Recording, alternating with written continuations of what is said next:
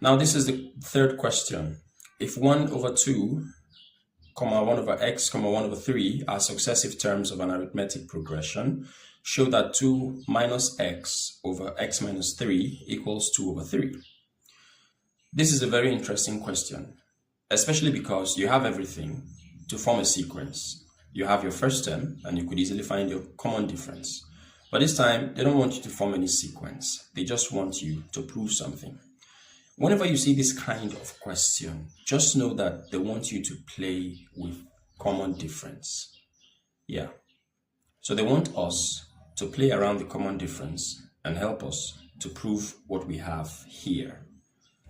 So what does this mean? Remember how we find our common difference. We said that in finding common difference, it is T2 minus T1 or T3 minus T2, which is also T4 minus T3, and so forth. So we're going to show two ways of finding a common difference. We equate it to each other and we form an equation. Then we play around that equation so that it looks like this, and then we have proved it. That's exactly what we're going to do. And in this case, we have the first term, we have the second term, we have the third term. So we're going to be saying T2 minus T1 equals T3 minus T2. You see, all of this capture first term, second term, and third term. So we're going to use this to form our equation. And then we manipulate it such that it looks like what we have there. So what's my T2? My T2 is 1 over x. So 1 over x minus 1 over 2 gives me my common difference, right? And this is the same as 1 over 3 minus 1 over x. So let's play around it now.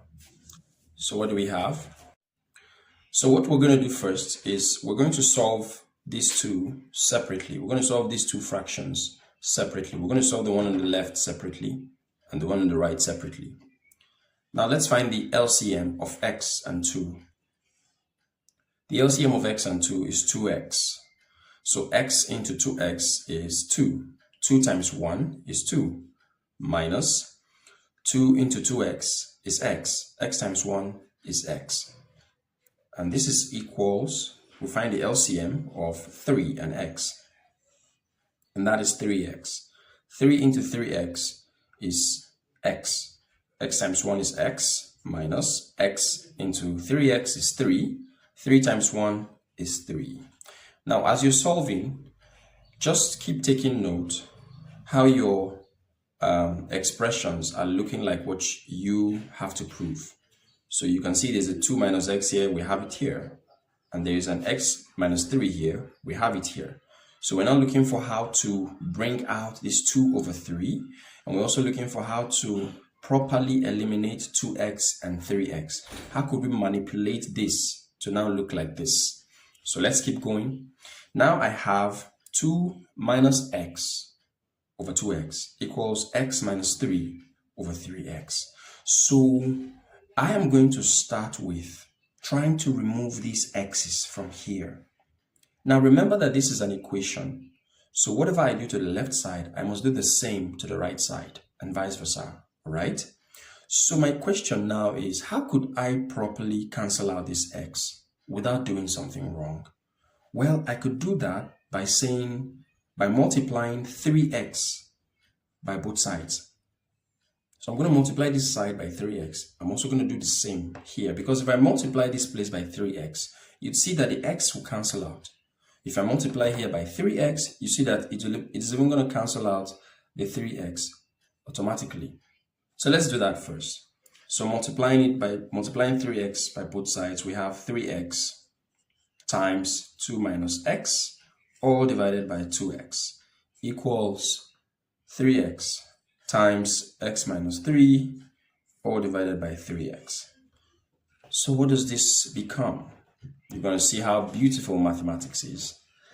Now, x is going to cancel out x because it's a multiplication here. And 3x is going to cancel out 3x. Now take note, our 2 and 3 is not lost. Yeah, this is our 2 and 3. It's not lost. We're still seeing it. And how? We can see it right here. This is 3 and this is 2. We just want to make it, we're just going to manipulate it till it looks like this. So what do we have now?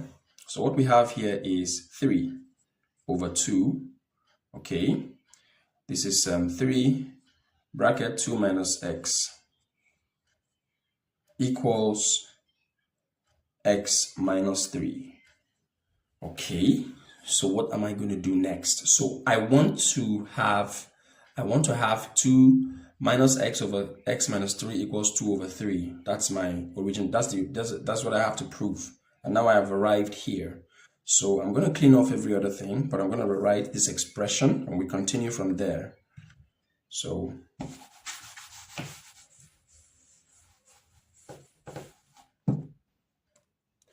what we have is 3 into 2 minus x divided by 2 equals x minus 3. So what am I going to do now? So I am going to multiply both sides by 1 over 2 minus x. You know, if I do that, I'll just be having if I do that, I'll just be having 3 and 2 on one side, and I'll be having x minus 3 and 2 minus x on the other side. Then later I can manipulate it to look like this. Okay? So remember, whatever you do to the left side, you do that to the right side. So I'll multiply this side by 1 over 2 minus x. So this becomes 3 into 2 minus x over 2 times 1 over 2 minus x equals x minus 3 times 1 over 2 minus x. Now this is going to cancel this because this one is inside a bracket. And what you'll be having here is going to be 3 over 2 equals x minus 3 times 1 is x minus 3 over 2 minus x. We're almost there. Take note that this doesn't exactly look like that.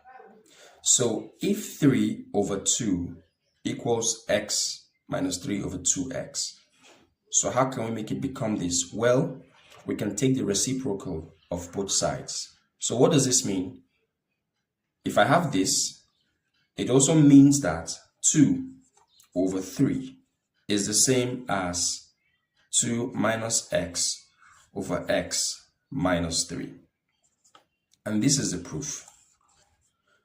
Now don't get confused. Remember that we said whatever you do to the top, you do the same to, whatever you do to the one on the left side, you do the same to the one on the right side. So in cases of a fraction, okay, in the case of a fraction, let me just put this in a box. Take note of this. If A over B is equal to C over D, it means that B over A is equal to D over C. Take note of this principle whenever you're solving fractions or you have to solve questions like this. So this is a proof. 2 over 3 equals 2 minus x over x minus 3, which is the same as this. So we have shown it. Like we said earlier, it was just a play around common differences.